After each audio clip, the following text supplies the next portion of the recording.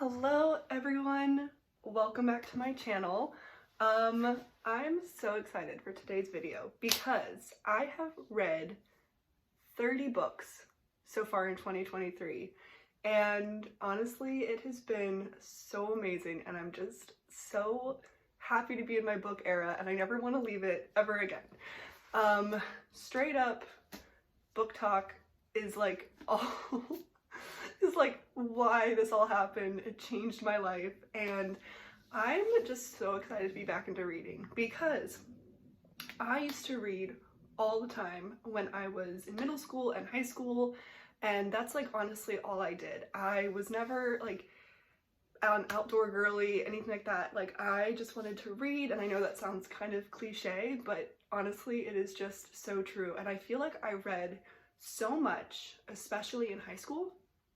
And then I went to undergrad and, you know, first of all, undergrad was crazy. I was taking like anywhere from 17 to 20, 21 credits a semester, practicing a ton. But in my free time, I honestly was just watching Netflix or I did crochet quite a bit. So I'm still really pleased about that, which is another hobby that I love doing. But it had been so many years since I actually sat and read a book.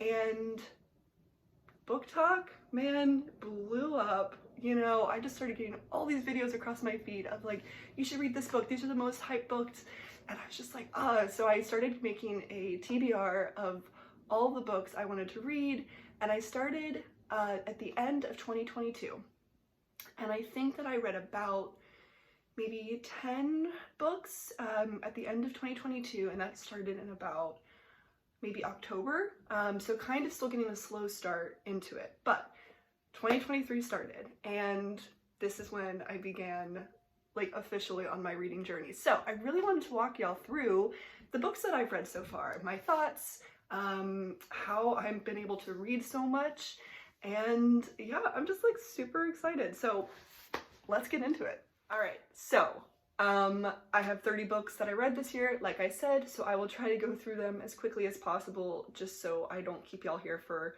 a very long time. The first book that I read this year was from the library, and it was called The Attic Child, and the author was Lola J. I don't remember much about this book. I know that it was historical fiction about these two kids in separate timelines. One was like in the 1800s and the other was kind of set in modern day, and I believe at one point they were both kind of held captive in the same house, but I don't remember much. Again, I'm glad I read it. It got me into the start of 2023, first book that I read. The second book that I read this year was Daisy Jones and the Six by Taylor Jenkins Reid. Again, this book had been highly recommended by so many people on booktok, on Instagram, booktubers, some friends of mine, and I really liked it. I think that other people might have connected with it a little bit more than I did. It wasn't necessarily in a setting that I am that interested in terms of this bands and music and kind of rock and roll world, but I really liked it. I think for me it's probably a 4.5, and I would recommend it to people if they're interested in that kind of historical fiction or if they want to read some Taylor Jenkins Reid. It's a great book of hers to kind of start with. The third book that I read this year is called A Guide for the Perplexed by Dara Horn. And I found this just browsing through the literary fiction to be shelved books in Strand, mostly because the cover was so intriguing to me. I really liked this. I would give it maybe a 3.75, 4 stars. It is a retelling of the biblical story of Joseph and his brother Judah, which I did not realize until I finished this book. It is about two sisters, and there is a secondary plot line that takes place about a century earlier, but that did not intrigue me as much as the story of these two sisters. There is that sense of betrayal, again, kind of going with the biblical story. I really liked it. I think that if you are interested in kind of a world of technology and how it can start to take over our lives, but also an intriguing and complex relationship between two siblings and two sisters, this is a good book to explore. The next book that I read was the first one that I read on my Kindle this year, which, let's just appreciate the stickers really quickly. And that was The Invisible Life of Addie LaRue, which was by what's her name? V.E. Schwab, I believe. I really liked it. Again, it had been super hyped up on TikTok, and so I wanted to know what all the hype was about.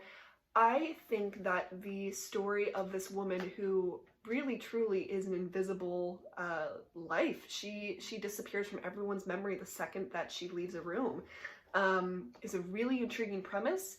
And I think that the complex narrative and the people that she meets and the kind of villain in her story are all really well-rounded and well-written characters. So I would recommend this to anyone that has been wanting to read it by hearing about this book.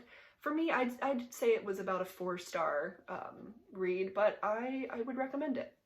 The next book that I read was Winter Garden by Kristen Hanna, and I read it because I actually got this book for my sister for Christmas because her favorite book, one of her favorite books, and a book she recommended to me that I now love, is The Nightingale by Kristen Hanna. And so I was very interested to see what another book of hers would be like. And I will just say that the middle part of the story, which is about this mother, basically during the Holocaust, was the most intriguing part of the story to me. We also follow, again, 2 sisters in modern time at the beginning and at the end of the book, and their complex relationship with their mom. And as we then dive into the story of what their mother's journey was, it makes more sense, it all gets connected, but it was really difficult to dive into that story and to get into that part of the book that really drew me in. I haven't thought about it much since, but I recall giving it like a 3.75, 4 stars on Goodreads. If you are interested in more Kristen Hanna books, because maybe you've read Firefly Lane or The Nightingale, it is one to explore, but I would just say you have to kind of stick it out through the modern story between the 2 sisters. All right, super excited about the next book that I read, which was again on my Kindle, and that was A Court of Thorns and Roses by Sarah J. Maas. And this was the start of my fantasy era, which was just so exciting. I'm not going to dive too deep into it. I'm sure that anybody who knows anything about Sarah J. Maas knows that she is just the fantasy author to know about. I was a Tamlin stan. Listen, I loved Tamlin, let me say, and I really loved the story. I loved that it was a Beauty and the Beast retelling at the start. Obviously it gets a little bit off the rails and we go into an entirely different story, but I really liked it. I would still say for me it was like a 4.75/5 stars.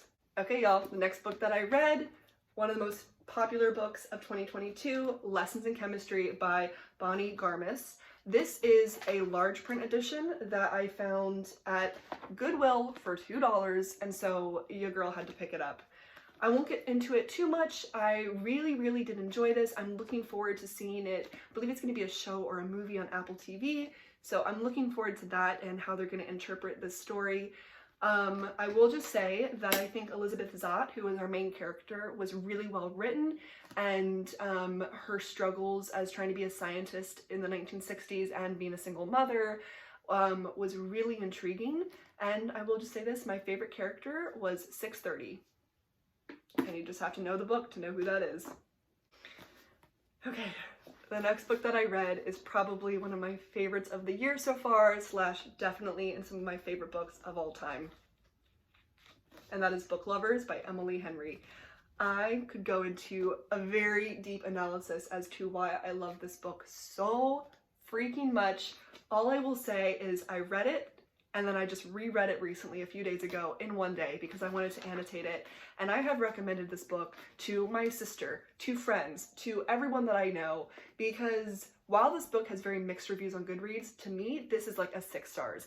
And I genuinely think it is because of the sisters' relationship over Charlie and Nora, who are the love interests. Nora and Libby in this story are just hit so close to home, and there are so many things in this story about what it feels like to be a sister, what it feels like to have to end up being separate from your sister and living 2 different lives, and that you can't always just be physically right next to each other, right? You have to have your own story and your own life. And also a big part of this book is that it's set between 2 places, and one of which being New York City. and the way that Emily Henry writes about New York City, oh my gosh, I'm obsessed. All to say, for me, this is like straight up a 6 stars. Please read this book. Please, please, please. I know that some people it's not their favorite, but like, please read, book lovers. I'm so obsessed with it. Okay, the next book I read, completely different style, was All the Light We Cannot See by Anthony Doerr. I really hope I'm pronouncing that correctly. I'm probably not. I really did enjoy this book. It had been highly recommended to me as a historical fiction, and I found it at the thrift store, so it's a little beat up, but I was super excited to dive into this. I really liked it. However, the writing is very lyrical and very, I don't want to say fancy, because fancy is not quite the right word, but let me just say that I read fast and I tend to skim more than anything, and so this book just made me feel a little bit dumb. I don't know, just because I couldn't always quite grasp like the beauty of the words.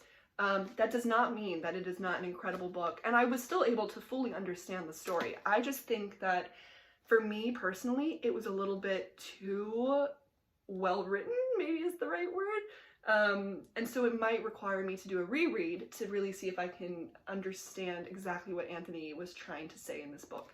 But a solid 4 stars. The next book that I read, I don't have with me physically. I borrowed it from a friend, but that was Tomorrow and Tomorrow and Tomorrow by Gabrielle Zevin, which obviously was another super, super hyped book from 2022. I really enjoyed this story. I think that the complex narrative and storytelling of friendship is so well discussed in this story. It took some twists and turns that I was not expecting. And I did not expect to enjoy the storytelling of how video games are created. That was never something I thought I'd be interested in, but I was super fascinated by that. If you want to read one of the books that was super hyped up from last year, I would recommend that. I really enjoyed it, sitting at about a 4.5 stars for me. The next book that I read was also on my Kindle, and shout out to Kindle Unlimited for this book, and that was If He Had Been With Me by Laura Nolan, I believe is her name. It is a YA, just not romance, just a story. It's a sad story about 2 kids in high school and their friendship, and it's a really tragic ending. And the thing that I found was interesting was that you learn the ending at the start of the book, so the whole time you know what's coming. And I had seen on BookTok that people were saying this book destroyed them and that it was super, super sad. And so I was like, I gotta check it out. You know, it's free on Kindle Unlimited. Let me go for it. I really did like it. I think that it was kind of written maybe for high schoolers, and it was also written for people that grew up going to public middle school and high school. That was not me. I was homeschooled my entire academic, journey basically until college. So I could not really connect to a lot of the things that these characters were going through, but that's just a me thing. So for me, it is like a 3.75, 4-ish stars, but I think it can really connect with a lot of people, just not quite connected with me as much. The next book that I read was The Kite Runner by Khaled Hosseini, and I really hope I'm saying that correctly. Y'all, I read this in one day. It has been a super, super popular book since well before BookTok was even a thing.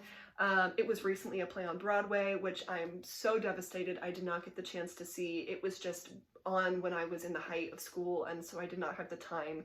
But I gobbled this book up in one day, and I did cry. And the complex story of friendship and honestly betrayal, but naive betrayal in this book just hit so hard. And I highly recommend this. If you've been hearing all about this book and you just have not gotten the chance to read it, please do.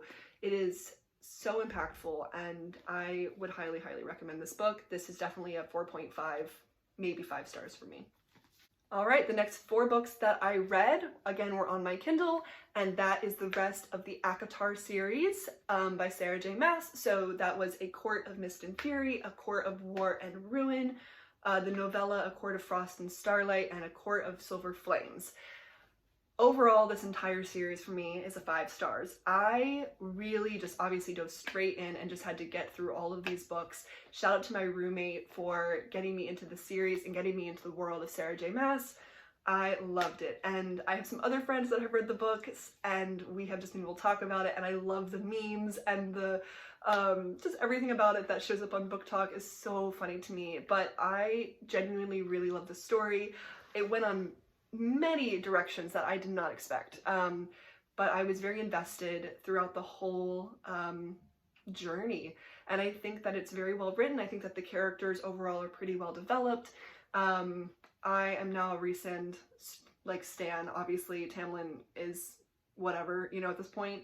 I hated Nesta, but now, you know, Court of Silver Flames, okay, I see it, and there's a lot of aspects of found family, and overall there's a sense of compassion that carries through with a lot of their journeys, and that especially is prevalent in Silver Flames. And I loved the series. I will at some point give the whole thing a reread when I have the time and when I get some other books off of my TBR. But the whole series for me as a whole was 5 stars for sure. The next book that I read, I also don't have with me anymore. I ended up donating it, but just because I was clearing off my shelves because I want to buy more books, and I ended up just getting rid of some ones that I didn't connect with as much. But that was called The Age of Light by Whitney Shower or something like that. I believe it is a true story about this model who wants to be a photographer, and she ends up kind of in a very interesting relationship with a photographer for Vogue. If it is not a true story, it's definitely based off a true story, and then has some historical fiction elements. But I just never got connected to the characters, unfortunately. I did read the book in about 3 days because it was an easy read, but I just didn't end up connecting with it that much. I just think it was good, but I've definitely read some books this year that I have obviously fallen in love with way more. The next book that I read was also by Khaled Hosseini, which is the same author of A Kite Runner, and this is 1,000 Splendid Suns. And I had seen people saying you are going to sob your eyes out at some sections of this book. It is just that powerful. You will, you know, read it so quickly and you're going to get so connected to the characters. And I really truly did, especially this one character, Miriam, who is the character that we first meet. The second character that we meet about halfway through the book, I did not fall in love with her right away, but I think as their stories start to intertwine, it got really complex and really beautiful. And when Miriam's story ends, it hit so hard. I did not end up crying. I cried with The Kite Runner. I think because so many people were telling me I would cry, I didn't, but I still would highly, highly recommend this book. It is a 5 stars for sure. Next up, I read Caraval by Stephanie Garber because I had heard so many just fun things about this book. It is a YA fantasy, and it's again about 2 sisters that end up going to like a carnival, and you don't know what is real and what is mystery and misdirection, and there's a little love interest in there. I really enjoyed this. I thought it was super cute. I liked the mystery aspect of it. There are 2 more books in this series, and then there are 2 more books set in the same universe as this, but I believe you can read those separately. I want to continue the series. I'm very fascinated by this world. I liked the characters. It's sitting at like a 4 stars for me, and I can't wait to finish the series. Okay, next up, got the big boys. Crescent City, Earth and Blood and Sky and Breath. Oh my gosh, shout out to my roommate for making me read the first Crescent City book and making me text her every 2 minutes, or if she was here with me, you know, freaking out. I really, really, really love these books. I think that if you are a fan of ACOTAR, you need to read Crescent City. Yes, they are behemoths. Yes, they are huge books, but once I was in the story, I was in. I was so invested. There were so many plot twists that kept me on edge. I loved the world, and I know a lot of people were like, there's so much world building, it takes so long to get to the story. I disagree. I think that by like page 50, you're in, you're invested. But that's my personal opinion. Please read Crescent City if you haven't and you love Sarah J. Maas. there's something that happens at the end of Sky and Breath that you are going to be just so shook by. Unfortunately, it will leave you with a cliffhanger, but the third book of this series is coming out January 2024. I am very excited to read it. So yeah, both 5 stars for me, definitely. Next book that I read was a Cinderella retelling set in kind of a fairy fantasy world. It was called The Heart of a Raven Prince by Tusanja Odette. And it was on Kindle Unlimited, so you know, your girl had to check it out. It was a short read. It was cute, it was fun, you know, I like Cinderella. I think that the story was just super sweet and easy to read.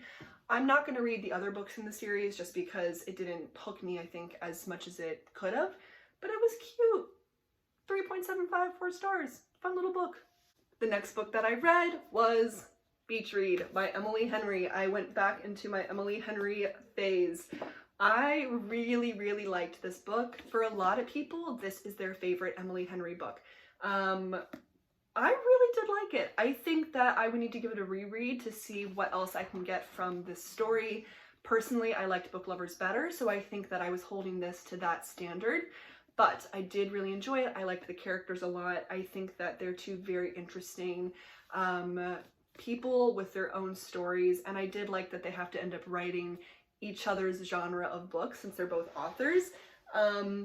So I really did enjoy this. This is a 5 stars for me. Like I said, I think I held it up to the standard of Book Lovers, but I still really, really enjoyed this book. Continuing with my Emily Henry phase, I read Happy Place on my Kindle because I was not about to buy the $27 hardcover because first of all, it wouldn't even match the rest of her books, which is very sad. I will someday buy it, maybe if it comes out in paperback, but it was like 10 bucks on Kindle versus $27 for a hardback. So I got it. I loved it. I think something that is sticking with me with the Emily Henry books is that I enjoy her subplots even more than her romances.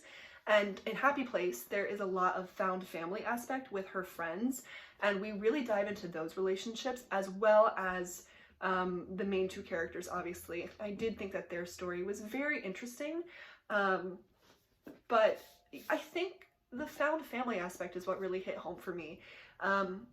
Again though, of 5 stars, I love Emily Henry. I feel like she can do no wrong.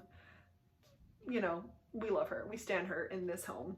Alright, and finishing up all the books I've read so far in 2023, I am now currently in the Throne of Glass series, and I could not be having a better time. I am really, really enjoying this series. I started with Throne of Glass, then I went to Crown of Midnight, Heir of Fire, and then Assassin's Blade, which is the prequel, which was a recommended order that I saw. A lot of people debate the right way to read these books, but I saw that you should read Assassin's Blade right before Queen of Shadows, which is what I am currently reading right now. I'm about halfway through, and it makes sense to me why you would read the prequel before this book, because there's a lot of things referenced that happen in this current story. So far, this entire series for me is a 5 star. I'm loving, loving, loving this series. Again, this is by Sarah J. Maas, so the same author as ACOTAR and the Crescent City series. Oh my gosh, I'm having such a good time with this series. I cannot wait to finish it. I do think I'm going to tandem read the next 2 books because, again, I saw that in the recommended reading order, so that might be a little stressful to go back and forth. But I just want to have the best experience with this series as I can, because I've seen a lot of people say that they wish they could reread it for the first time, and so I'm just trying to savor it, honestly, and have a great time with it, and I really am so far. So that's where we're at with all the books that I've read. Okay, y'all. Those are all the books that I have read in 2023 so far, and I don't know what it is, but I'm becoming a book girly, and I am just, like I said, I'm loving every second of it. I did want to just give a little reason as to why I'm able to read so much. First of all, I read very fast. Maybe that's why some of the more intricate and lyrical writing doesn't always stick with me, because I do skim quite a bit. But the other reason I'm able to read so much is that I do live in New York City, And I do have about anywhere from a 30 to 45 minute, sometimes an hour commute to certain places that I work or where I went to school. And I have just tried to make a conscious effort to read on my commutes versus being on my phone. Sometimes I have to be on my phone. I'm answering emails, or I need to respond to some text, or maybe there is a YouTube video that I'm really interested in watching. So I try not to get mad at myself if I don't end up reading, but overall, I have just fallen so much in love with reading that I don't want to do anything else. So I'm so grateful for that, because I also know that a lot of people don't just have that much time where they're just sitting and being taken to wherever they need to go. Everybody has a different situation, and a lot of my friends have to drive themselves to, you know, their places of school or work or etc.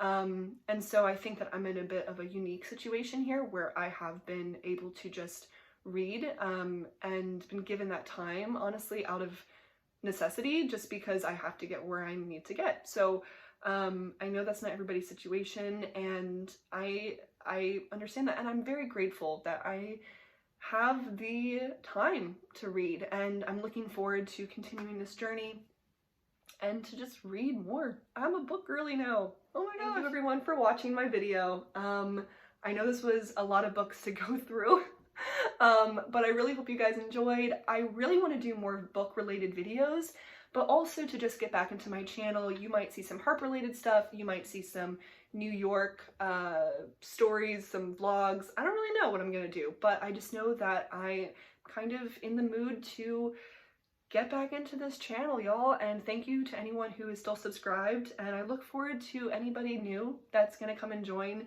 my little journey here, and let's read together. Let's, you know, just have a good time. Thank you guys for watching, and I will see you next time.